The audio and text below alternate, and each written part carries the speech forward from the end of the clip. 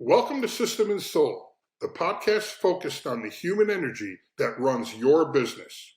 I'm Chris White, along with my co-host, Benj Miller. All right, you guys ready? Here we go. Jake, drop that beat. 3, 2, 1. Here we go!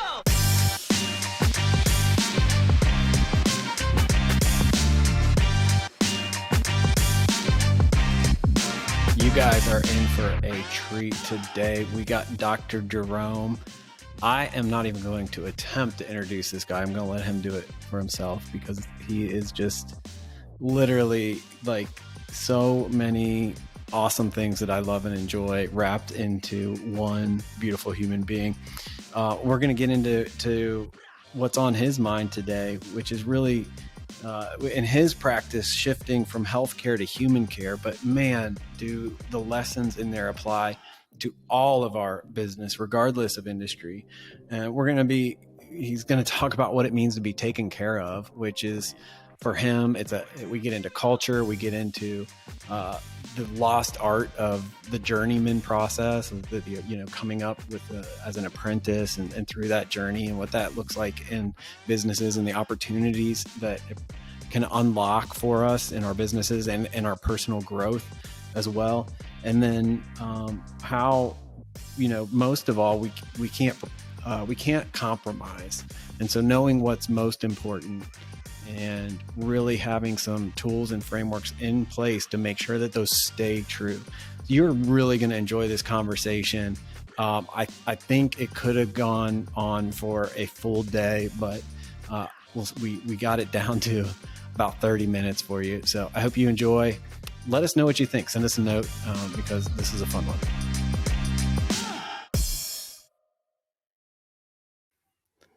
All right, System and Soul, we are here with Dr. Jerome. I've been looking forward to this one for a while, and we're going to do our best to keep it at a language and a level that everybody can understand because this brother can go deep.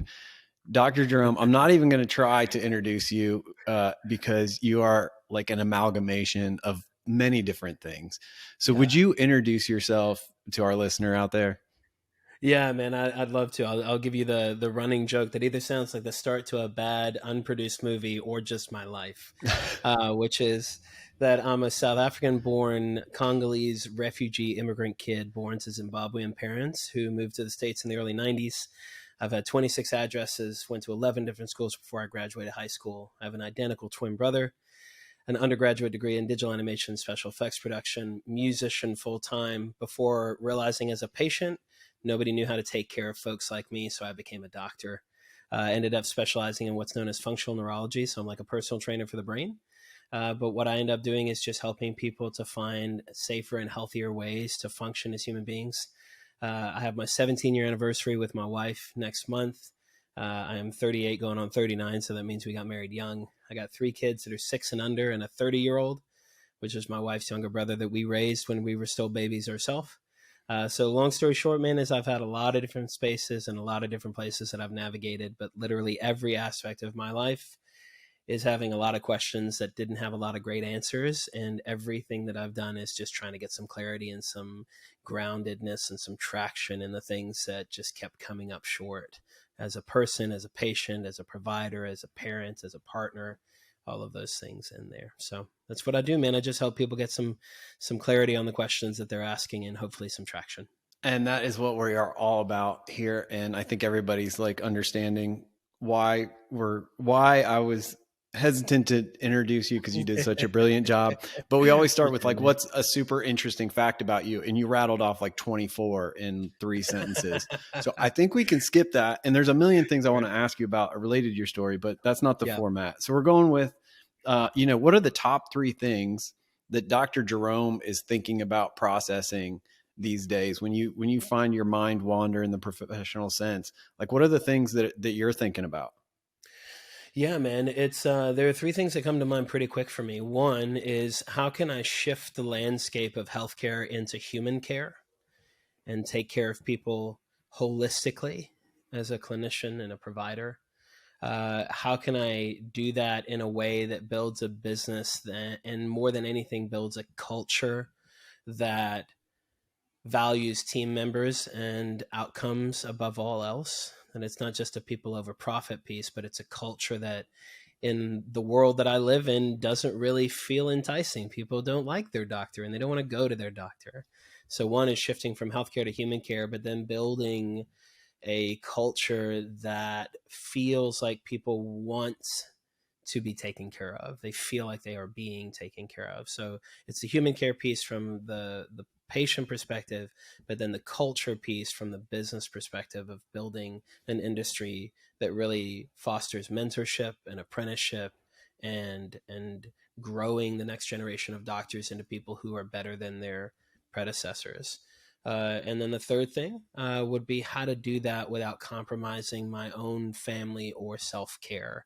That I am not going to prioritize my patients, my vision, or my team above my own family. And I think, coming back to all the P's, this is a conversation around priority, because you can't actually have priorities. It's a 20th century word. You can't have more than one most important thing. So the things that are on my mind right now, man, is human care, it's culture in changing industry, and then it's doing that without sacrificing or compromising my relationship with myself, my spouse, or my kids. So let's talk about that first one, because the shift from healthcare to human care, that feels like something that's easy to go, yes, we should do that, right? Like it feels obvious. You're probably not going to make any enemies saying that. But what would that really take? What are like the things in the system that are blocking that?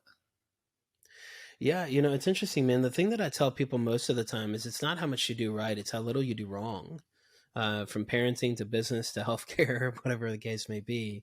And I think the easiest thing is to first just look at what's not working, right? Like most of us, when we start our own businesses or we get into new relationships, the thing that informs us the best is what we don't want to do. We want to stop having happen, right? So in a healthcare world, man, it's so easy. It's such low hanging fruit to go, what isn't working, right? We look at that situation and go, I can clearly say as a patient, I didn't feel heard by my provider. So how do we do that? Well, let's change the length of time that it takes to do an entrance exam from 7 minutes to an hour. What does it look like to have a continuity of care after I leave where I have questions? Let's take text message, phone call, and email off the table in terms of a billable service and say, if you have a follow-up, we've got a team that can answer that question for you when you get confused about what to do at home. You don't need to wait 3 months to book a consult for a provider to ask a question about, was it 10 reps or 12 reps? I don't remember, right? So getting some of the obvious things out, and the reason I call it human care is healthcare is so silo driven in terms of systems that everything's become hyper specialized and hyper subspecialized, that getting a referral for your referral for your referral Right. ends up putting you into a situation where it's just really hard to get taken care of. A human being is comprehensive and complex. And one of the phrases that I use is, just because it's complex doesn't mean it has to be complicated. So I think it's looking at the whole person as a complex system, like an orchestra, but not overcomplicating the things where I got to make 12 stops just to get to the answer, or just get to the right question that might not even breed the right answer. So it's shifting some of the mindsets around things like that. And that's 3 of 1,000 examples that I could give you. I was just listening to a podcast where they were interviewing some of the original people that were involved in starting Aetna. And there was some real genius in the beginning of that organization and the way it came to be and what they figured out early. And it was really cool. But one of the things that they talked about was they dug deep into the complexity of insurance and how insurance drives everything. But they said, look, no physician, first of all, most of them are horrible at like administrative work. So like getting reimbursements on healthcare is not anywhere near their wheelhouse. But second of all, they just want to take care of their people. Like, right. So I think physicians, doctors, human care specialists, they go into the field because they have the same probably desire that you do, but then they just get sucked into the gravitational pull. Yeah. Where does that come from? Because everything you just said like feels obvious. Yeah. But it's not. It's not. And that comes into moving the healthcare to human care is the interaction with the consumer, But the reason that they get sucked into it is exactly what you're talking about, which is the second thing that's kind of moving around in my head is you want to serve people and you want to connect and you want to offer a product, whether you're a creative, you're a musician, you're a doctor, you're a plumber. You're like, hey man, there's something that I'm doing with my particular purpose. And then instead of being able to work in the business in a way that's meaningful, you're constantly working on the business in a way that feels dry and administrative. And if you're a logistics or an executive director or director of operations, man, that is your wheelhouse. That's great. Yeah. That puts you into a flow state. But for most people, it takes you out of a zone of genius. So to answer your questions, one of the things that ends up happening in that place is you end up getting boxed into this space that drags you into the quagmire, quicksand kind of space of how do I make this work as a business? And so much of that is tied to time, it's tied to outcomes, it's tied to practicality, but more than anything, oftentimes, especially almost exclusively in healthcare, it's financial. So 10% of the GDP in the US is financial, right? 75% of all prescriptions prescribed on the planet are prescribed to Americans alone, right? It's a very, very financially driven industry. So one of the things that I do in my practice is it's a full cash pay, self-pay, zero insurance model. Now, two things end up happening really quickly with that, and they're the same question, but from two different places, which is how in the world does that work? So business owners will go, how does that work if it's all cash, no insurance? And then patients will end up going, how do I make that work? I don't have that kind of money.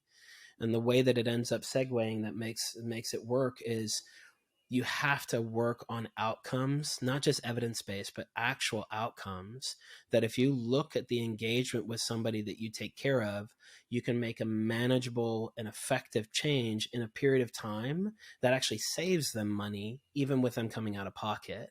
And it's actually a lot easier to do nowadays because a classic example is the cash pay option for advanced imaging oftentimes is cheaper than billing through your insurance and paying your own copay. Yeah. So I've people seen that. don't realize that you can ask for a cash pay option, and paying out of pocket, even with your insurance, sometimes can be cheaper, which is a whole nother conversation about how to fix the industry. But helping a patient or a family know, hey, you can actually, in the long run, save more money doing this option because it means you're really invested because it's going to cost you something.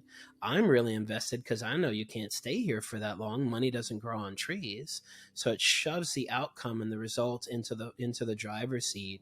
And then for me, I don't wake up any morning going, I'm concerned as to whether or not my reimbursements are coming in. I know what my trajectory from my capacity is for the next 2 years and where I'm at in terms of a client facing model. And with this particular process, man, to be honest, I see 85 to 90 people per year.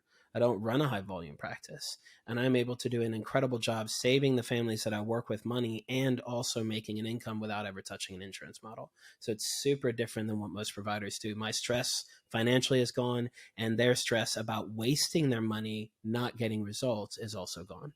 Yeah. Yeah. That second one's that's a big one too, because it feels like, as the straight consumer with no knowledge of your space, it feels like as many options as there are, we are left to fend for ourselves and figure out, like, yes, there's a million experts, but who do I go? Who do I trust? How do I get there? What does it look like? There's just a million questions. And that's why people end up Googling it and getting the Google answer.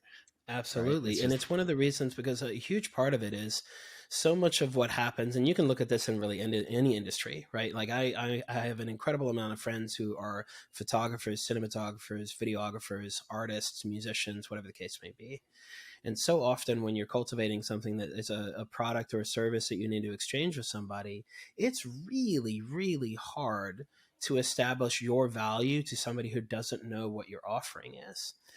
It's just not easy to take somebody who's completely unfamiliar with your offering and to build in the value to the degree that you feel the value exists, right? That's the economy of exchange kind of piece.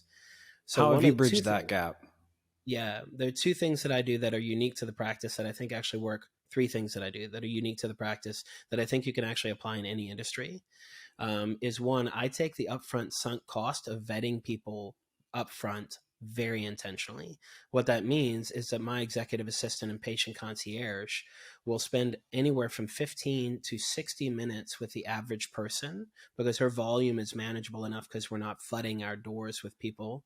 We don't market. It's 100% referral. Sure. But what ends up happening is, one, it's 100% referral. So you got to be good at what you do, and you got to get results so people will actually refer. That's part of it. Make sure your acumen and your skill set is high enough that you actually get results. But if it's 100% referral, when somebody comes in, I don't let you just book an appointment with me. We go anywhere from 15 to 60 minutes to make sure that we're a good fit. And I pay my executive assistant and patient concierge to do the work of making sure that you are even right for us. So not only is it a referral, so you have an understanding before you call, but then the second thing is we make sure to take our time at our expense, paying that employee to make sure that you're a good candidate. And then when we figure out if you're a good candidate, I require that you put down a 25% non-refundable deposit, not because I want your money, but I want to know that before you've even walked in the door, have you put the time and effort and energy and investment into going, this is worth it for me? And if you're not willing to get on the schedule and say, hey, I'm holding that, especially when I tell you I've got a 4 to 6 month wait list that I can't put you on in the hopes that you'll come. So by the time somebody walks through the front door, they've already been referred by somebody who's built value in it. They've been vetted, and somebody spent time making sure that they're relevant for our space and they're a good candidate at our expense. And then we said, hey, man, if this is right, I need you to put your money where your mouth is, because it's actually going to be a lot harder to do the work when you get here than you think. And I need to see if you're even willing to commit to it a little bit now. And then let's see what happens. So by the time somebody shows up, especially if there's been a 4 to 6 month wait to start, and they're so invested and they're so committed and they're so bought in, then it's my job to show up and make sure that I can actually offer what we've said we think we can based on those previous conversations. Yeah, you've absolutely elevated yourself to rock star status at that point. So you've got to be able to deliver. I have to. And that's the thing. I'm awake at 3:00 in the morning every morning, because the way that I'm wired as a person who's been a patient for 20 years. And I tell people this all the time, man. If I had been a single clinician who was as bothered about the stuff that I was going through, I think I would have actually got some results. Yes. When people come through the door, I am as bothered as they are about what they're going through, that I'm not going to be satisfied if I can't make an impact in them. They've already made the effort. And about 70% of the people who come to see me come from out of state.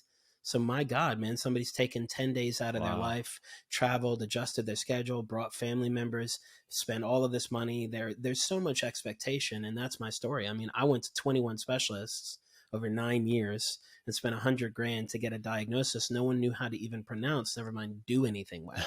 So I sure as hell don't want to put people into a situation that they walk into my office and I'm not closer to helping them. Well, right. Oh my God, what a waste of time and effort and hope, right? That's no, I'm viscerally opposed to wasting people's time. There's so many like little nuggets that people can draw out and apply to themselves, because I can think of a few businesses, even off the top of my head, where they are the absolute masters, the specialists. But when you're in just a bloody mess of competitors that all look the same and sound the same, it's the race to the bottom, right?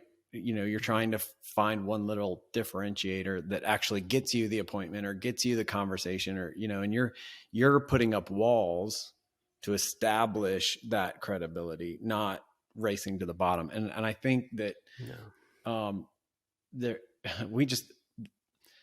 we can accidentally race to the bottom without stopping to think about it. So I love the intentionality of how you thought about your practice and how you married the vision that you saw with how can I make it work, right? And that's what visionaries do. They see the problem in the market and they say, how can I fix it? Whatever it takes, take away all the paradigms. And I love that. Hey everybody, Benj Miller here, and I just launched something I'm really excited about. It's called the 261. As leaders, we have 261, maybe more things bouncing around in our head, things we've learned, things we know we're supposed to do, things we're trying to remember to be the intentional leaders that we want to be.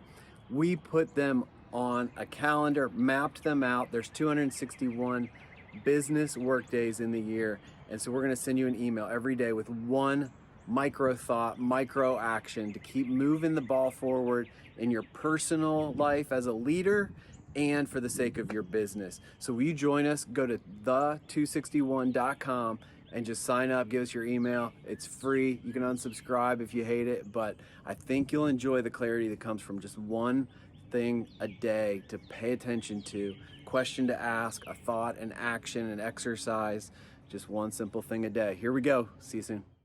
So that takes us to the culture. You kind of touched on it a little bit. One of the words you said in there is a culture of apprenticeship, which I think has been lost. Almost the blue collar journeyman process that we used to have, we've replaced with a cheap imitation of theory in the classroom.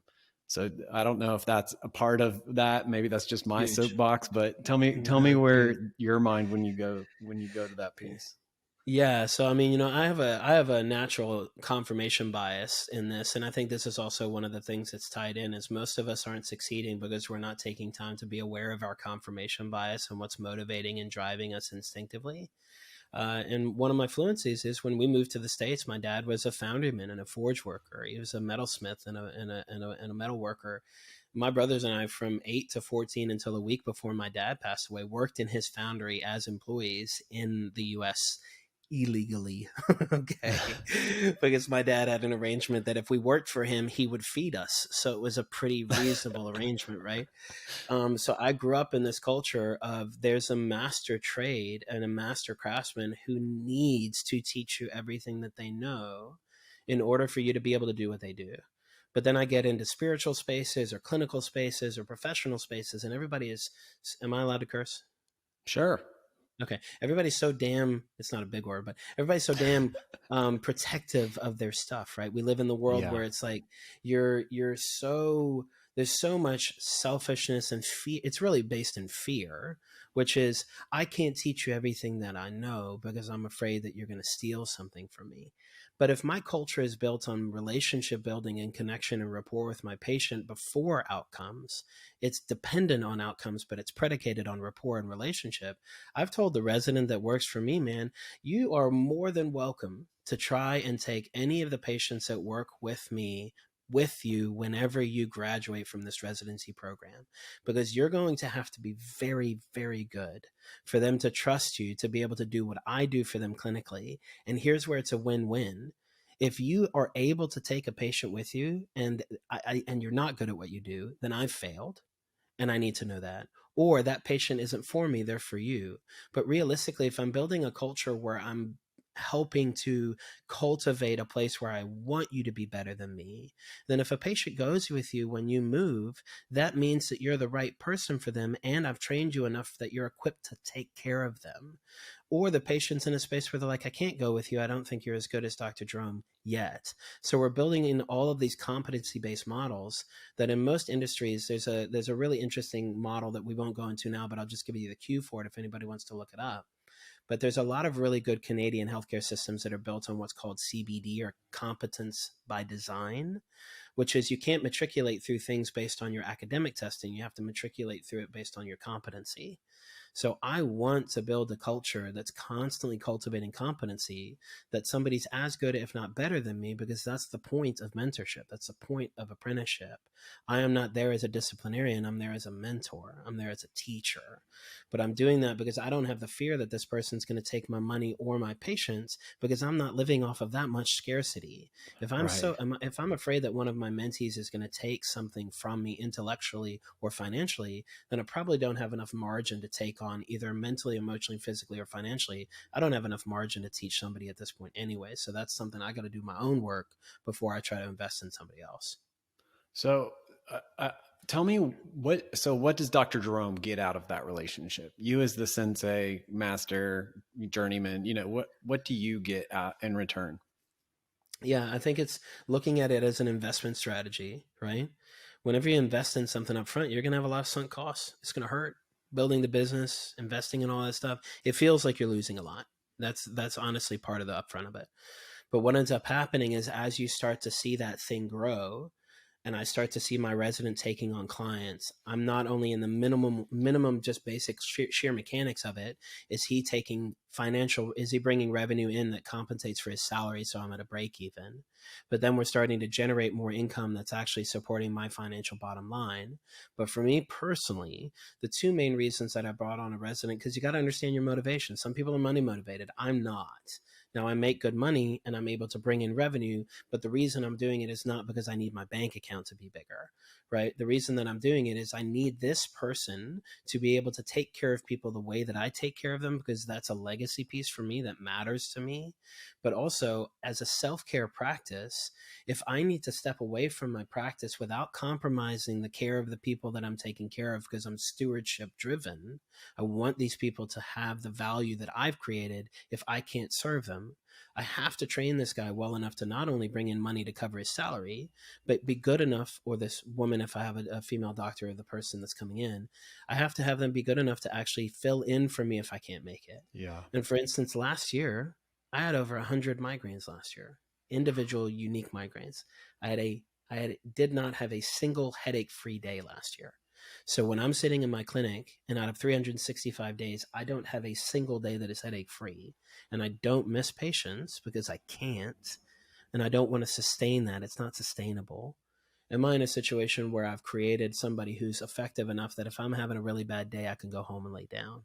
Yeah. So what I'm building in is not whether or not I can buy a new car. It's whether or not I can go home and lay down. Yeah. Right. Yeah. Because I'm still a patient every day I wake up. That's why I'm known as a patient doctor. So for me, a lot of it, man, is just what I get out of it is opportunity. I get the opportunity to take a deep breath. I get an opportunity to practice self-care. I get an opportunity to teach and mentor. So it's building in the things that I'm motivated by, and hopefully having more opportunity to do those things. I think it's your clarity on those things, the answer to that question, for you to be able to have those buckets defined, that's allowed you to actually create that. I think one of the ways that most leaders get in trouble that I see is they can't really articulate. I think a lot of it comes down, you could use that word opportunities that you say. I think that's almost universal, but what those opportunities look like and what they mean for different people are so different.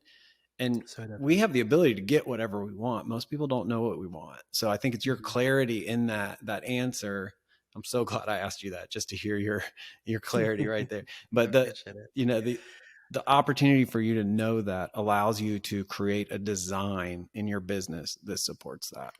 The other thing I want to call out, because I've run into this multiple times in the last week, I think one of the reasons that leaders create frustration in their own business and in their own way is that scarcity mindset that you're talking about, where if I teach them to do it, then I won't be important anymore. Especially when we've come up as a technician or a clinician, we are the person that does the thing. And now we are asked to be a leader and a manager.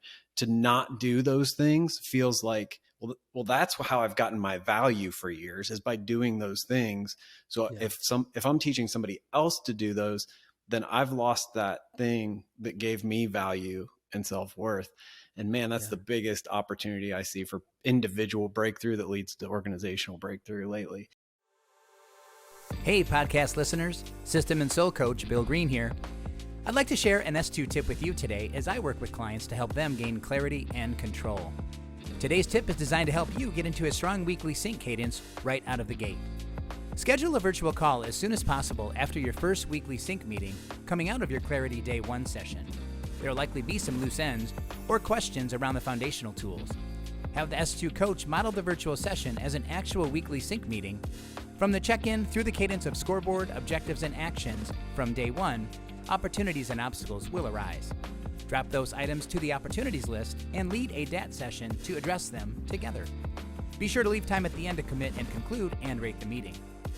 While the concept of a weekly sync meeting seems simple enough, executing on it, especially if great meetings haven't been your thing, can be challenging at first. Modeling the simplicity of the weekly sync early will lead to mastery. Hope this helps you, and enjoy the rest of the podcast. Let's drive that to your third thing that you were talking about, of how you're not going to compromise yourself in the process. So I'm going to challenge you with your own words. What is your priority? If there is only one and can only be one, what is it? Yeah, it's interesting, man, because as soon as you ask that question, I know what the answer is, but I'm so resistant to say it because it's something that I've worked on for a decade that I've had to make priority for the sake of everything else, but it's so counter instinctive and counterintuitive to the way that I'm wired. Mm. So I'll tell you the answer and then I'll backfill why it's Yeah. the answer. But my priority has to be me. And the reason I say that is I tell people all the time the healthiest thing that you can do for your family, your community, and those you serve is be the healthiest version of yourself. And the reality is, I have worked through decades of trauma as a patient, as a person. I've been married almost 17 years. I've got a lot of things that are going on that can compromise my world. And the way that I am personally wired is to serve other people. I don't do a self-centered approach. It's not my personal wiring. So if I prioritize everything around me at the sake or the sacrifice of my ability to even maintain some modicum of health, then it's not a question of if, but when. I won't be here anymore. And this is coming from a person who has a history of suicide attempts. I've attempted twice and it wasn't successful, thankfully, pre-kids. So knowing that about my history, knowing that I have a bias towards anxiety and depression and panic attacks and mental health, that my priority at this point has to be at the tip of the spear. Am I compromising my fuel supply and compromising my integrity and out of alignment for what I'm saying for self-care? And as a result, it's creating this collateral damage around me for everything that I'm connected to, because I have a pretty significant sphere of influence. And if I don't show up or I show up in an unhealthy way, it impacts a lot of people in unsafe ways. So my priority is my health at this point. And then the things that come into contact with that subsequently are my wife second, my kids third, and then everyone else that I serve after that. Because if those first few buckets, and even maybe at the null point is my anchor in a spiritual space, that's still a relationship that's happening inside of me. If myself, my wife, and my kids are cared for, man, I show up in ways at work where I'm overflowing. I'm not on empty at that point. So those tend to be really, really helpful ways to lead or lean into the places that I show up in business. I resonate with that deeply. Thank you for sharing.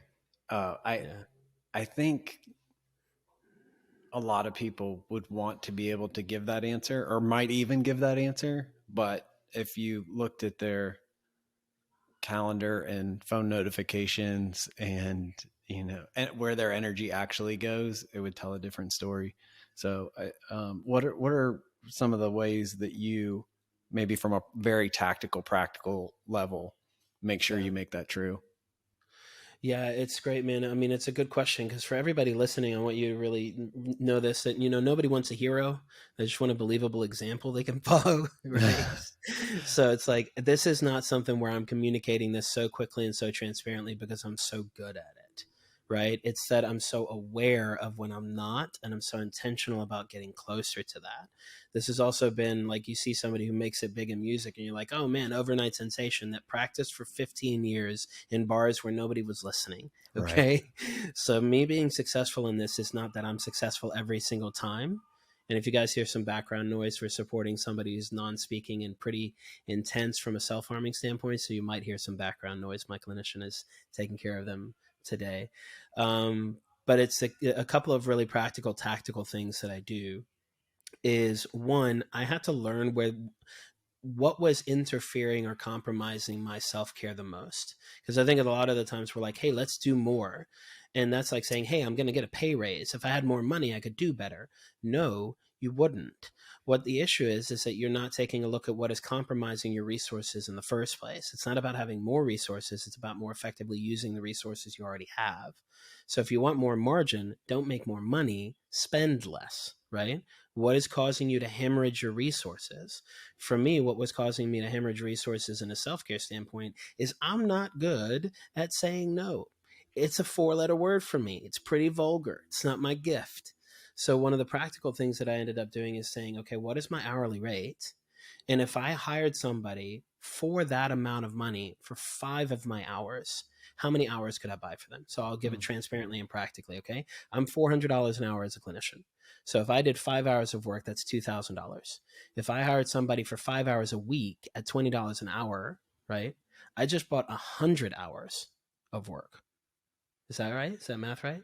Sure, Yeah, we'll go with 100. it. I'm not great at math, but I can do basics. Okay. So $20 an hour as an executive assistant. My 5 hours buys me 100 hours of Yeah. executive assistance. So do I want to spend 5 hours trying to manage things that I'm not skilled at, that I should have said no to?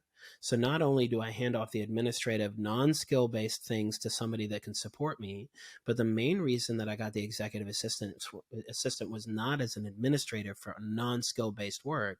It's I needed a gatekeeper to say not yet or no, because I would overcommit. So if it's a scheduling piece, if it's a clinical piece, if you have to get onto my calendar, for instance, in this case in point, it's been a 10-year journey. I'm finally getting better at it.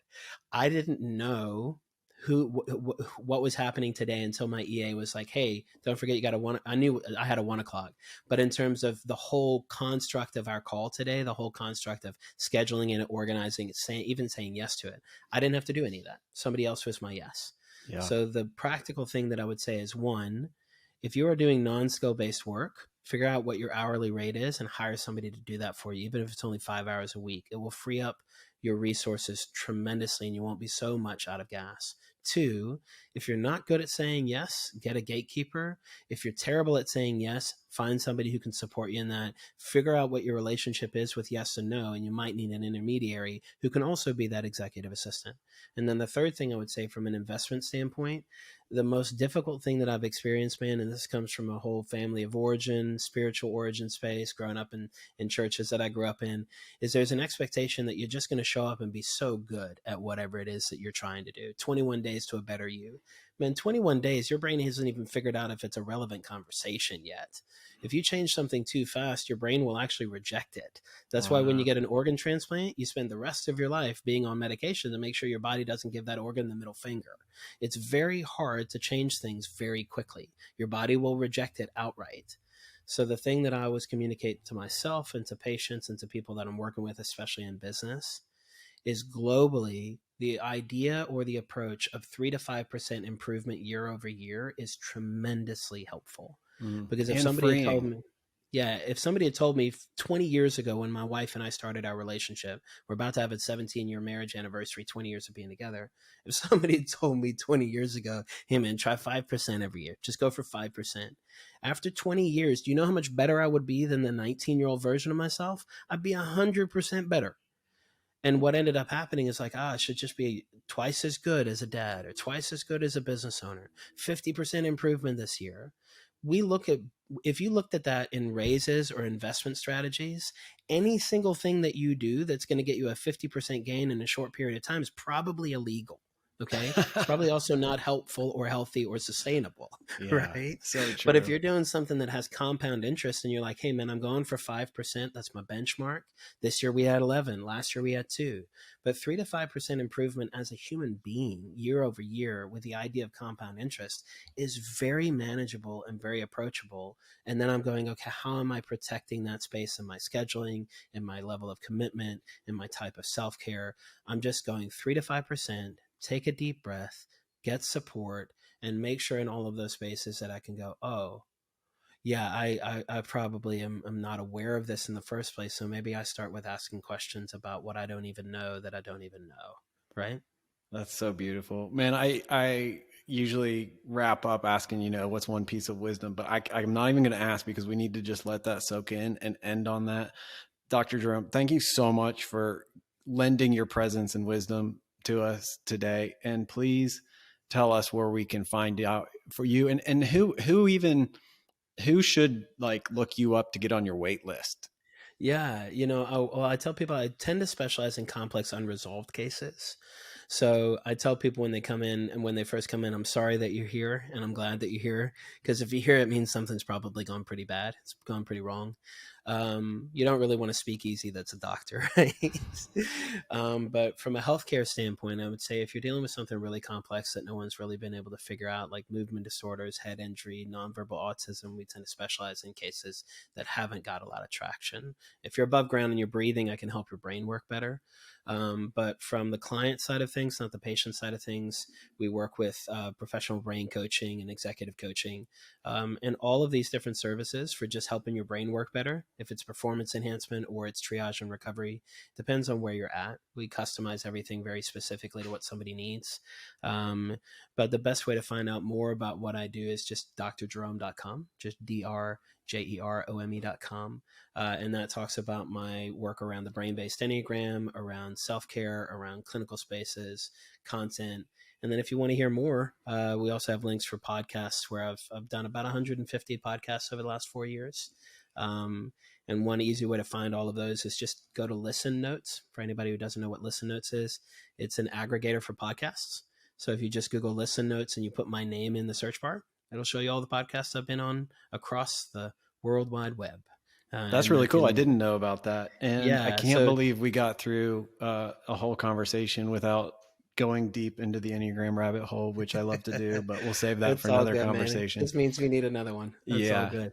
Hey, I really enjoyed our time together. I appreciate the chance to be with you, man. Yeah, thank you so much. It's a gift, dude. All right.